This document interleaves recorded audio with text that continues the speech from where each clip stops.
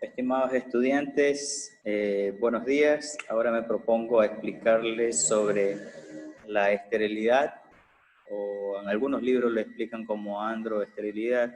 Entonces, hablando en el sistema reproductivo de plantas cultivadas.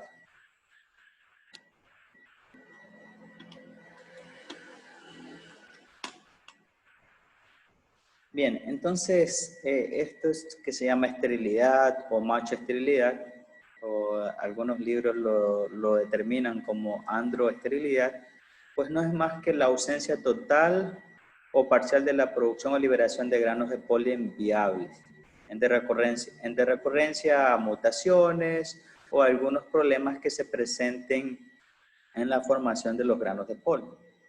Entonces, la autoincompatibilidad, que fue lo que hablamos en la clase pasada, bueno, en este caso, en la autoincompatibilidad, los gametos o el grano de polen es viable. A diferencia que en la esterilidad, los gametos no son funcionales, o sea, los gametos presentan algunas aberraciones cromosómicas o presentan acciones de genes o origen citoplasmática que les impiden ser funcionales. Esa es la diferencia. Entonces, esta esterilidad por la que los gametos no son funcionales pueden ser debido a varios factores, que pueden ser a nivel de flores, pistilos, estambres, etc. Entonces, y ocurren tanto en autógamas como en alógamas. Entonces, se dice que las plantas androestériles o con algún mecanismo de machoesterilidad son perjudiciales en un cultivo, pero son plantas importantes en el mejoramiento genético vegetal. Entonces, ¿de qué estamos hablando? Entonces, bueno, estamos hablando de plantas donde el polen no es viable. ¿Qué quiere decir? El polen no germina. Entonces, el polen no crece sobre el estilo y fecunda el óvulo. No pasa eso porque ocurre algo. Entonces, esto ha sido observado en muchas plantas, en especial en el maíz. Por ejemplo, en este caso se muestra una inflorescencia masculina normal, donde los granos de polen, las anteras abren y liberan los granos de polen viables. Y en este caso, una inflorescencia masculina en el maíz macho estéril. Entonces, se puede ver, o sea, que no existen granos de polen, o sea, pasó algo. Bien, y lo que provoca esta machoesterilidad, bueno, es causas como el aborto de las flores, el polen no se desarrolla completamente bien, el saco embrionario, claro, no va a ser fecundado los óvulos dentro del saco embrionario, y bueno, y el endosperma, pues, no se va a formar nunca. Entonces, existen varios tipos de esterilidad o machoesterilidad, como lo quieran llamar. Entonces, estos tres tipos que están bien reportados en la literatura son la esterilidad masculina genética, esterilidad masculina citoplasmática y la esterilidad masculina genético-citoplasmática. Entonces, eso lo vamos a ver en unos segundos. Bien, ¿qué es la esterilidad masculina genética o la machoesterilidad genética? Esta es una esterilidad que ocurre exclusivamente en el núcleo y esta esterilidad es recesiva. Entonces, ¿qué quiere decir? Entonces, que los alelos recesivos son los que cargan este mecanismo de esterilidad. Bueno, es controlada por un gen F y claro, como es una especie, hablamos en especies diploides, este gen va a poseer dos alelos, un alelo dominante y un alelo recesivo. Entonces, siendo que en plantas que posean, por ejemplo, homocigotos dominantes, y si son cruzadas con un heterocigoto, entonces todas las plantas serán normales, o sea, el polen será viable. Y las plantas que poseen el homocigoto recesivo serán macho estéril. Entonces, por eso se llama esterilidad recesiva. El mantenimiento entre los machos estériles y plantas fértiles heterocigotas es un trabajo para los programas de mejoramiento y sirven de mucha utilidad. Entonces, por ejemplo, ¿cómo lo hacen? Entonces, si tienen una planta que tiene este mecanismo de macho esterilidad genética, entonces constantemente se tienen que cruzar con individuos heterocigotos para esta característica para ir conservando el 50% de individuos macho estériles y el 50%, bueno, de individuos que serán fértiles. Entonces, en el tomate, frijol, cebada se han observado estos mecanismos. Entonces aquí, un ejemplo, ocurre a nivel del núcleo. Entonces en el núcleo yo tengo un locus F, llamémosle, y en este locus F, bueno, entonces yo puedo tener el mecanismo de fertilidad, y en otra planta, pues, yo puedo tener el mecanismo de androesterilidad, entonces cuando yo tengo alelos recesivos. Entonces, controlado solo por un gen y se manifiesta cuando está en homocigosis. Entonces, aquí un ejemplo en el arroz. Entonces, por ejemplo, yo aquí tengo una cápsula, una flor del arroz completamente fértil. Y entonces aquí yo tengo una cápsula con una flor del arroz completamente estéril. Entonces, podemos ver la diferencia. Entonces, los granos de polen son liberados en estas anteras, y en este caso de estas anteras que son estériles, entonces ocurrió algo en la formación del grano de polen, entonces no presenta ningún polen, ninguna liberación de polen. Entonces, cuando se encuentra en la naturaleza hay que cruzarla, entonces, y mantener estas plantas porque sirve mucho, entonces, para hacer el cruzamiento. Así nosotros no tendríamos que controlar la polinización cuando queremos formar híbridos. Entonces, supongamos, yo tengo un individuo materno que es fértil y lo cruzo con un individuo paterno que es estéril en el núcleo. Entonces, cuando hago este cruzamiento, entonces, haciendo mi cuadro de Punnett, yo sé que voy a tener el 100% de heterocigotos, y entonces este individuo va a ser completamente fértil. Entonces esa es la incompatibilidad genética, acuérdense, ocurre a nivel del núcleo, es controlado por un solo gen con dos alelos. Cuando los dos alelos se combinan en homocigosis, cuando estos alelos se combinan en homocigosis, entonces ahí yo tengo problemas de macho-esterilidad genética. Bien, el otro caso, la esterilidad masculina citoplasmática. Como su nombre lo indica, ya no ocurre en el citoplasma, ya no en el núcleo. Entonces, en plantas superiores, ciertas mutaciones mitocondriales dominantes provocan una disfunción mitocondrial. Entonces, bueno, existen muchos estudios que mencionan que los citoplasmas machoestériles, las mitocondrias presentan un formato achatado diferente de las plantas que son normales, entonces que las mitocondrias se presentan en un formato diferente. Entonces, como las mitocondrias poseen ADN y ARN propios, los disturbios de esas organelas y en relación de su ADN con el ADN del núcleo deben estar asociados a la carencia del polen normal. Entonces, como nosotros sabemos, entonces en una célula ocurre una cantidad de interacciones genéticas, fisiológicas, que en la esterilidad masculina citoplasmática, cuando yo tengo una mitocondria que me produce un componente de esterilidad en el grano de polen, entonces esto se va a ver reflejado en una célula que no me va a producir un polen viable. Entonces, aquí un ejemplo, tenemos una célula, entonces esta macho-esterilidad citoplasmática, entonces yo tengo aquí en el núcleo un componente, en este caso de fertilidad, y por medio de mutaciones yo puedo tener un componente de esterilidad, o sea, cuando ese alelo es recesivo.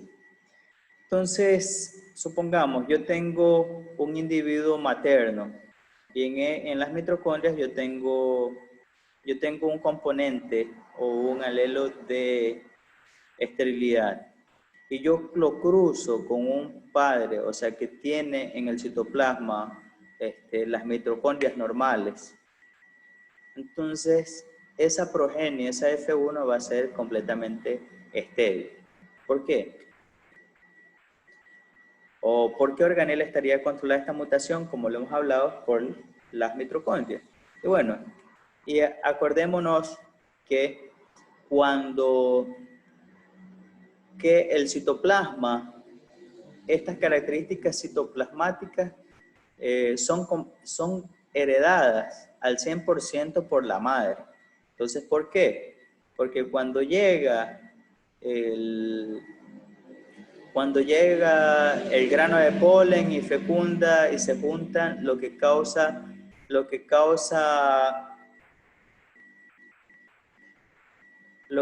la fusión de los cromosomas es aquí en el núcleo, pero el citoplasma de la madre permanece completamente igual. Entonces, por eso es una característica 100% heredada del parental femenino. Entonces, en la machoesterilidad citoplasmática, quien manda o quien gobierna estas características, digamos, pues es la planta, el genitor femenino en este caso. Bien, depende del citoplasma, la producción de semillas en presencia de plantas polinizadoras y bueno, entonces se trabaja mucho para mantener este tipo de machoesterilidad. ¿Por qué? Porque muchas especies ornamentales permiten tener las flores sin polen permanecen más frescas por más tiempo. Entonces, existen muchos casos donde se han encontrado bastantes usos de machoesterilidad. Se ha encontrado la esterilidad citoplasmática y se han encontrado muchos usos. Por ejemplo, en la col, permite plantíos más adensados y excelente uniformidad, calidad y productividad. Bien, y la esterilidad genético-citoplasmática. Bueno, entonces como ahí el nombre lo indica, estamos hablando del núcleo y el citoplasma. Entonces su control es ejercido por genes restauradores de la fertilidad en el núcleo, capaces de permitir la producción normal del polen en linajes con citoplasma macho estéril. Entonces, aquí yo les he traído un ejemplo para poder entender mejor los tres tipos de macho esterilidad. Acuérdense en que en este caso la macho esterilidad ocurre por causa de una mutación y el polen no es viable. Entonces, a diferencia de los mecanismos de incompatibilidad, que el polen es completamente viable, solo que por cuestiones de compatibilidad genética, pues no se fecunda el óvulo. En este caso, el polen no sirve, el polen no es viable, el polen no vale. Pero bueno, aquí les muestro los ejemplos. Entonces, vamos a ver aquí encima que tenemos el progenitor femenino y el progenitor masculino. Entonces, para todos estos ejemplos. Entonces, en este caso, en este ejemplo aquí, se está llamando macho estéril al que presenta la letra S, se está llamando macho fértil al que presenta la letra F mayúscula, y bueno, en este caso decimos que el F es dominante sobre el S. Entonces, bajo este criterio vamos a analizar esta figura. En el caso, en el primer ejemplo, el ejemplo A, entonces sobre la machoesterilidad genética, acuérdense, ocurre en el núcleo. Supongamos yo tengo un genitor, el genitor femenino es estéril en el núcleo y el genitor masculino es fértil en el núcleo. Entonces, cuando se cruzan estos dos, yo voy a tener individuos heterocigotos, entonces individuos FS. Entonces, acuérdense, como son individuos heterocigotos, la fertilidad domina sobre la esterilidad y todos estos individuos serán completamente fértiles. En este caso, si yo tengo el mismo parental femenino estéril en el núcleo y yo cruzo con un individuo heterocigoto para este locus de esterilidad, entonces yo voy a tener 50% de individuos que van a ser estériles o van a presentar este mecanismo de macho-esterilidad y yo voy a tener 50% de individuos que van a ser fértiles. Este caso, hablando en la macho-esterilidad genética. Listo, el ejemplo B habla sobre la macho-esterilidad citoplasmática.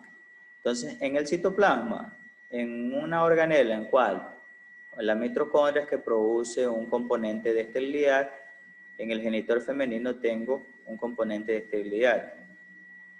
Y si yo cruzo con otro genitor que en las mitocondrias son normales, entonces son fértiles. Entonces, cuando yo cruzo estos genitores, yo voy a tener una progenie, una F1 completamente estéril. Entonces, ustedes van a decir, ¿por qué? Si el alelo F domina el alelo S. Pero acuérdense, cuando se cruzan, entonces el citoplasma es completamente, es 100% heredado de la madre. Entonces, la mamá es la que manda aquí y bueno, y dice que estas F1 van a ser el 100% estériles. Ok. En el caso del ejemplo C serían sobre las variantes que podrían ocurrir en una machoesterilidad genética citoplasmática. Entonces, ya estamos hablando de componentes de esterilidad tanto en el núcleo como en el citoplasma. Si ustedes se dan cuenta, en toda esta línea, todos estos ejemplos, es la misma condición. Entonces, esta célula es estéril en el núcleo y en el citoplasma. Y en los genitores masculinos vamos a colocar varias variantes para ver qué va a pasar en la F1. Entonces, supongamos, yo hago este cruzamiento. Yo digo, en el núcleo el genitor femenino es estéril y en el genitor masculino es estéril. En el citoplasma yo tengo esterilidad de la madre y fertilidad del padre. Entonces la F1 va a ser 100% estéril. Acuérdense que en este tipo de machoesterilidad genético-citoplasmática yo tengo restauradores de la fertilidad. Entonces ya les voy a explicar sobre eso. El mismo ejemplo, esterilidad tanto en el núcleo como en el citoplasma, en el genitor femenino. Y cuando yo la cruzo con un individuo que es fértil en el núcleo y estéril en el citoplasma, entonces, ¿qué va a pasar? Yo voy a tener individuos heterocigotos en el núcleo, ¿cierto? Entonces, claro, yo digo, y voy a tener yo voy a tener el componente de esterilidad en el citoplasma, porque esto es heredado directamente de la madre. Entonces yo digo aquí, bueno, yo tengo esterilidad de la madre en el citoplasma, pero yo tengo en el núcleo un individuo heterocigoto en el núcleo. Entonces, como este alelo es dominante, entonces este individuo va a ser fértil. Entonces, a pesar de que el citoplasma me va a mandar mensajes de esterilidad, en el núcleo estos se van a restaurar, es decir, no, para aquí, esto de aquí, yo estoy aquí y esto de aquí no va a ser estéril, sino que va a ser fértil y el grano de polen se va a formar bien, o sea, va a ser viable. Entonces, por eso se llaman genes restauradores en el núcleo. Otro ejemplo, la misma condición del progenitor femenino, en el núcleo es estéril, en el citoplasma es estéril. Cuando yo cruzo con individuos, con otro individuo que en el citoplasma es fértil y en el núcleo es fértil, entonces yo voy a tener en el núcleo, yo voy a tener un heterocigoto. En el citoplasma yo voy a tener el componente de esterilidad. Pero como yo tengo genes restauradores de la esterilidad en el núcleo, entonces me van a decir, para aquí, o sea, tú puedes decir que es estéril, pero yo estoy aquí, yo voy a decir que todo esto va a ser fértil. Entonces me va a producir un grano de polen viable. Otro ejemplo, Entonces, lo mismo, esterilidad en el núcleo, en el citoplasma, en el progenitor femenino, y lo cruzo con un progenitor masculino que es heterocigoto y es estéril en el citoplasma. Entonces, yo puedo tener dos variantes, o puedo tener 50% de individuos completamente estériles, ¿cierto? Entonces, porque yo voy a hacer el cuadro de Punnett aquí y me va a dar 50% de individuos SS, o yo voy a tener 50% de individuos fértiles. Entonces, que a pesar de que vayan a heredar este componente de esterilidad de la madre, estos van a ser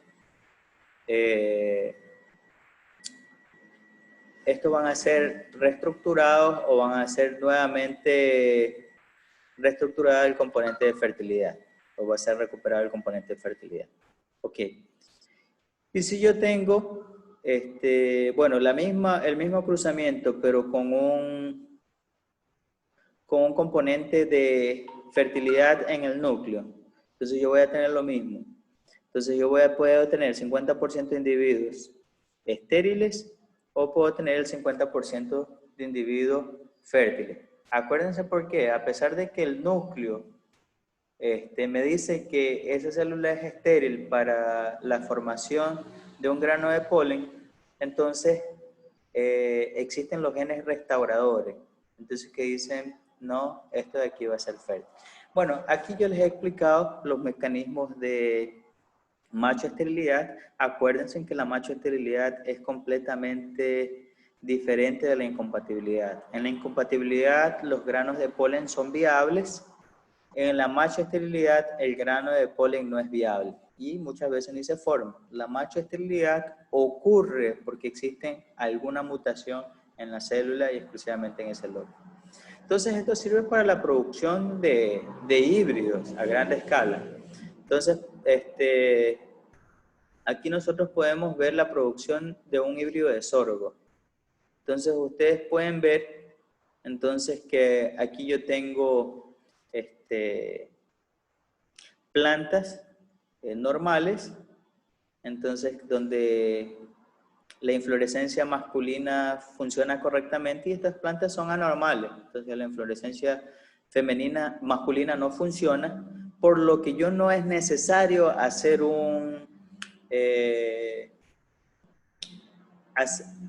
hacer una emasculación para la formación de híbridos, sino que como no funciona, bueno, me ahorra tiempo, dinero, y entonces yo puedo formar híbridos tranquilamente. Entonces, porque yo voy a tener seguridad que lo que se va a formar aquí va a ser, producto del polen que me va a dar este parental y de los óvulos que me van a dar este parental, de esa combinación. Entonces, por eso es tan importante la machoesterilidad en el mejoramiento genético de plantas. Entonces, o aquí en el maíz. Entonces, imagínense que aquí, si yo tuviera una planta macho estéril como genitor femenino, yo no tendría que ir por el campo y emasculando a todas las plantas que yo quiero que sean genitor femenino, sino que con la macho esterilidad entonces tranquilamente me ahorraría tiempo y dinero en hacer la producción de semilla híbrida. Bien, entonces, para recordarles, incompatibilidad, las células sexuales o los gametos son completamente viables, y en el caso de la esterilidad o la machoesterilidad o como ustedes quieren llamarle, androesterilidad, las células sexuales o los gametos son inviables, algunas veces presentan ausencia de gametos o estos no son funcionales. Entonces, hasta aquí les he explicado sobre los mecanismos que favorecen la polinización cruzada en las plantas, ¿cierto? En las plantas halógamas. Y me gustaría para avanzar en la siguiente clase que ustedes hiciesen una lectura de este artículo. Este artículo ustedes lo encuentran en el internet. Si ustedes colocan sistema reproductivo de la Pachiraquinata, entonces los van a encontrar fácilmente. Entonces, este artículo nos va a permitir discutir sobre algunos índices que nosotros podemos utilizar para hacer algunos cálculos de incompatibilidad en una especie. Eso es todo, estimados compañeros. Les agradezco mucho la atención y algún retorno, por favor, me lo envían por el foro del Moodle o por el WhatsApp. Saludos. Chao, chao.